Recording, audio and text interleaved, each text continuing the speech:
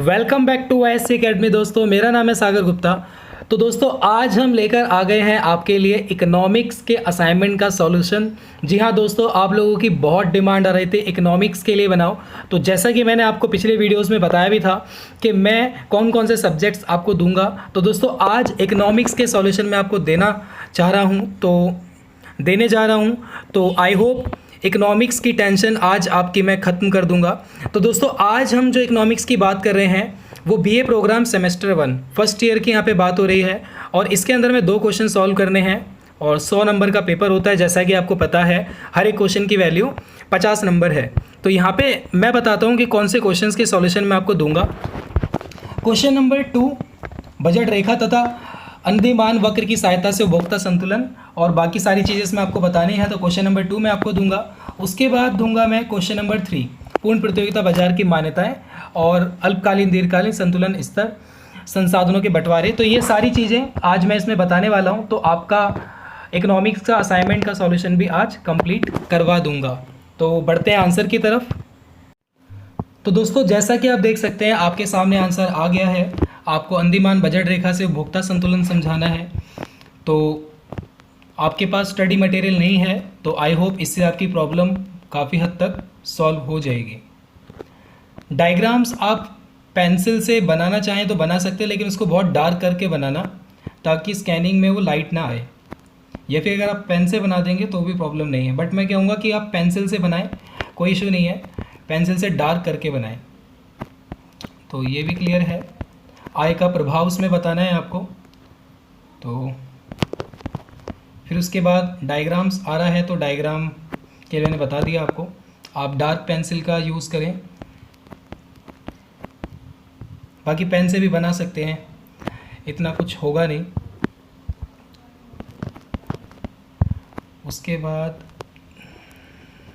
Next page हमारे पास ये आता है। दोस्तों यहाँ से हमारा क्वेश्चन अलग स्टार्ट हो चुका है। मैं आपको बताता हूँ, ये क्वेश्चन हमारा अलग स्टार्ट हो गया है इधर से, पूर्ण प्रतियोगिता से।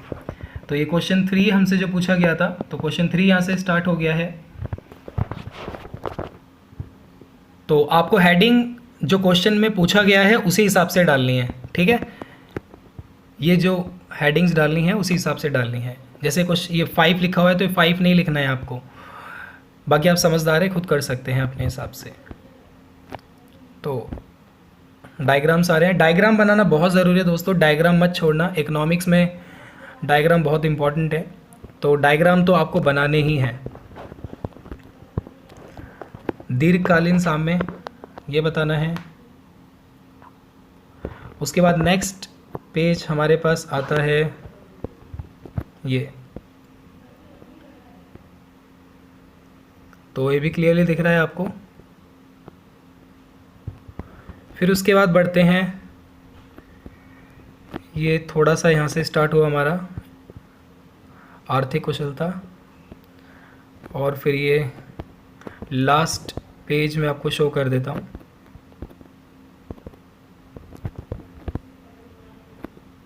ये आप इसका स्क्रीनशॉट ले लेंगे। तो इस तरीके से दोस्तों ये पूरा का पूरा कंप्लीट आंसर मैंने दे दिया है क्वेश्चन नंबर 2 का और क्वेश्चन नंबर 3 का। तो आई होप आपकी इससे बहुत हेल्प हो जाएगी। इकोनॉमिक्स का असाइनमेंट आप लोग मुझसे बहुत मांग रहे थे।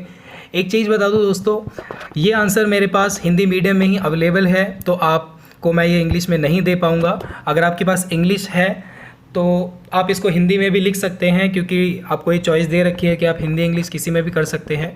तो मैं आपको ये इंग्लिश में प्रोवाइड नहीं करवा पाऊँगा, हिंदी में ही मैं आपको दे पाऊँगा। तो आप इस चीज़ का ध्यान रखें। और दूसरी चीज़ ये कि अगर आपको यहाँ से देखकर लिखने में प्रॉब्लम हो स्क्रीनशॉट लेके, तो मैं डिस्क्रिप्शन में आपको लिंक दे रहा हूँ, वहाँ से आप इसका PDF ले लें और उसके बाद प्रिंट निकलवा के या कैसे भी आपको करना है फिर आप लिखें। और आपको मैंने शुरू में भी कहा है, अभी भी कह रहा हूँ कि आपको कॉपी नहीं मारने हैं, है ना। आपको कॉपी नहीं मारना है कुछ भी, क्योंकि अगर आप कॉपी मारोगे तो सबका सेम बनेगा, और सबका सेम बनेगा तो ये सही बात नहीं है। कॉपी कभी भी नहीं मारना है, आपको अपने खुद के ऑन वर्ड्स होने चाहिए। आप खुद सोचो कि ड्यू आपको घर से असाइनमेंट बनाने के लिए दे रहा है, अगर आप कॉपी मारोगे तो वो साफ समझ जाएगा कि भाई आपने नकल मारी है। तो आप इसको अपने वर्ड्स में ज़रूर दें, डिट्टो कॉपी ना मारें। हमेशा मैं आपसे कहता हूँ, आज भी कह रहा हूँ। तो दोस्तों आई होप इससे आपकी बहुत मदद हो गई होगी। और इसका डिस्क्रिप्शन में मैंने लिंक दिया हुआ है, आप वहाँ से इसका लिंक लें और इसको अच्छे से बनाएं। तो मैं आपसे मिलूँगा अगले वीडियो में। थोड़ा सा पेशेंस रखें, मैं पूरी कोशिश कर रहा हूँ आपको ज़्यादा से ज़्यादा असाइनमेंट देने की, इसलिए मैं खुद भी कैमरा के सामने नहीं आ रहा हूँ क्योंकि शूट करने में और बाकी सारी चीज़ों में टाइम बहुत लगता है। तो मैं डायरेक्टली आपको आकर असाइनमेंट्स दे रहा हूँ। तो आप लोग अपने असाइनमेंट बनाइए बढ़िया तरीके से, अच्छी राइटिंग में। Wish you all the best. मैं आपसे मिलूँगा जल्दी अगले वीडियो में। Thank you so much and bye bye.